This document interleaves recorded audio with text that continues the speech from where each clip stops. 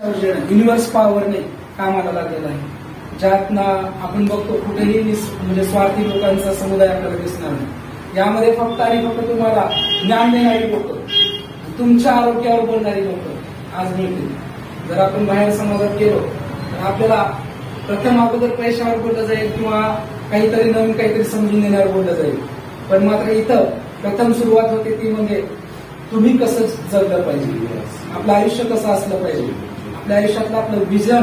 आज जे सरांनी सांगितलं, आपल्या HP सिंग सरांनी आणि सोनटक्के सरांनी, जर विजन क्लिअर असेल तर तिथं खूप काही आपण आयुष्यात म्हणजे कमवू शकतो. पण जर विजनच क्लिअर नसेल तर आपल्याला चांगला रस्ता असून सुद्धा पुढे त्या रस्त्याने जाता येणार नाही. कारण आम्हाला सरळ रस्ता DXN दाखवलेला आहे, पण आम्हाला ते जर विजन नाही दिसलं तर तो सरळ रस्ता सुद्धा आम्हाला खूप सारा असा वळणावळणाचा वाटतो, अवघड अडचणीचा वाटतो. म्हणून DXN आम्हाला हे शिकवतं की आपण आपल्या घर स्वतःपासून ते समाजापर्यंत, देशापर्यंत आणि 7 समुद्रापार असणाऱ्या देशापर्यंत जाण्याची शक्ती आम्हाला DXN देतात. DXN ही एक शक्ती आहे, DXN एक आपल्याला दिली गेलेली ऊर्जा आहे, DXN ही आपली लाईफस्टाईल आहे, ही आपल्या जीवनाची जीवन जगण्याची पद्धत आहे. इथून जर आम्ही सुरुवात केली तर निश्चितच आम्हाला आमच्या आरोग्य, पैसा, घर, कुटुंब, प्रेस्टीज, इमेज, आपले सन्मान हे सुद्धा आपण समाजात तयार करू शकतो. आपली इमेज तयार करणारा म्हणजे कसं म्हणतात की बघा की फोटो काढणं सोपं आहे, इमेज तयार करणं खूप अवघड आहे. तसं DXN हे फक्त फोटो काढायला शिकवत नाही तर स्वतःची इमेज तयार करून देतं. जसं आज आपण इथं 2 लीडर बघतोय लातूरमध्ये, जसं की आम्हाला respected Sontakke sir, HP Singh sir, हे 2 लीडर म्हणजे फक्त एका दिवसाची ती काही इमेज नाही, त्याच्या मागचं फार मोठं डेडिकेशन आहे. आणि म्हटलं जातं ज्यावेळेस झेंडा फडकतो तर तो झेंडा फडकत असताना त्याच्या काठीनं समर्पण दिलेलं असतं.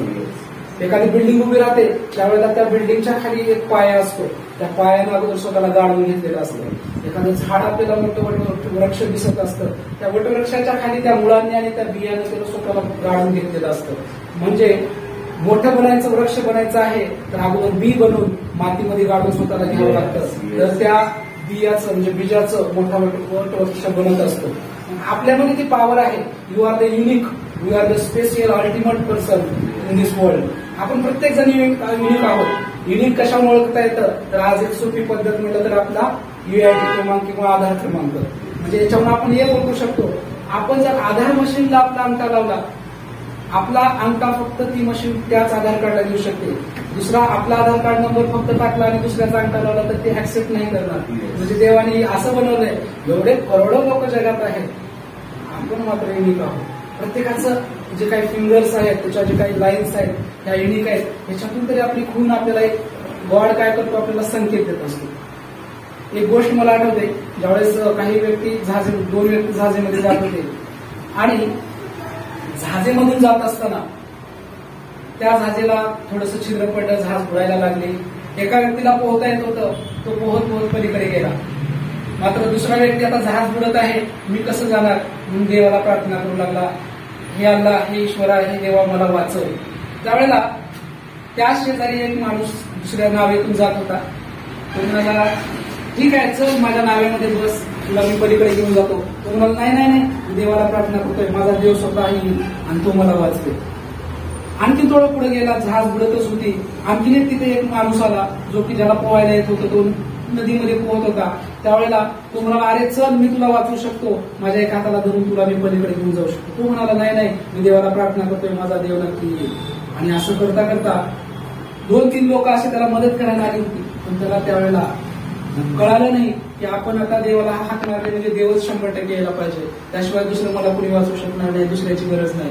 पण ज्यावेळेस तो पाण्यात बुडून मरतो त्यावेळेस तो ज्यावेळेस जन्नतमध्ये म्हणजे स्वर्गामध्ये जातो त्यावेळेला तिथं देवाला तो रागवायला लागतो. देवाला म्हणतो देवा तुझे मी एवढं नाव घेतलं, तुझ्यासाठी आयुष्यभर मी सेवा तुझी म्हणजे प्रार्थना केली, तू मला वाचू शकला नाहीस. देव मला मग तो नावेमधला माणूस कोण होता, तो पोहत आलेला माणूस कोण होता, त्याला जी बुद्धी दिली होती, ती ईश्वरी शक्ती दिली होती, त्याला जो विचार दिला होता, तो विचार देणारा व्यक्ती कोण होता तर मीच होतो. त्यांना फक्त माध्यम बनवलं होतं आज आपल्याला एवढंच लक्षात घ्यायचंय की इथं फक्त हे 2 आपल्यासाठी गॉड आहेत. जसे की डॉक्टर लिम्स योजना आपल्यासाठी गॉड आहेत, तसे 2 आपल्यासाठी असे बनून आलेले आहेत की आपल्या ते त्यांनाही माहित नाही, फक्त त्यांना ईश्वराने बुद्धी दिलेली. या लोकांना तुम्ही हे सांगा, यांना या प्रवासातून पुढे चांगला सुंदर प्रवास करण्यासाठी, त्यांच्या जीवनाचा प्रवास अगदी सुंदर व्हावा यासाठी त्यांनी त्यांच्या हाडाची खडी आणि रक्ताचं डांबर करून ते आपल्यासाठी एवढा मेहनत करून रस्ता आपल्या आयुष्याचा सुंदर बनवण्यासाठी आज प्रयत्न करत आहेत. मग आपण का त्या वाटेने जाऊ नये? जे आपल्यासाठी आपले हितचिंतक, जे की आपल्या समाजातील लोक आपल्या जवळचे सुद्धा नाही आहेत, पण आज कुठलं नातं ईश्वरानं कुठून तरी जोडून दिलं असावं आणि एक संकेत म्हणून ओळखायचं आहे. जसं त्या जहाजीचं उदाहरण सांगितलं, हा एक आपल्यासाठी काय म्हणतात, एक साईन आहे, सिम्बॉल आहे, साईन आहे, संकेत आहे. तो संकेत ओळखून आपण DXL मध्ये सगळ्यांनी काम करावं.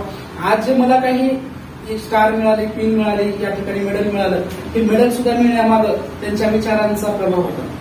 ते विचार घेऊन मी फक्त खरं सांगतो, या ठिकाणी 10% वर्क केलेलं आहे. जर आज याच ठिकाणी हे मेडल मिळण्याचं आणखीन वेगळं काही कारण किंवा आणखीन वेगळ्या स्टेजवर मला जाता आलं असतं, आणखी मी जर खरंच 90%, 100% त्याच्यात उतरलो असतो.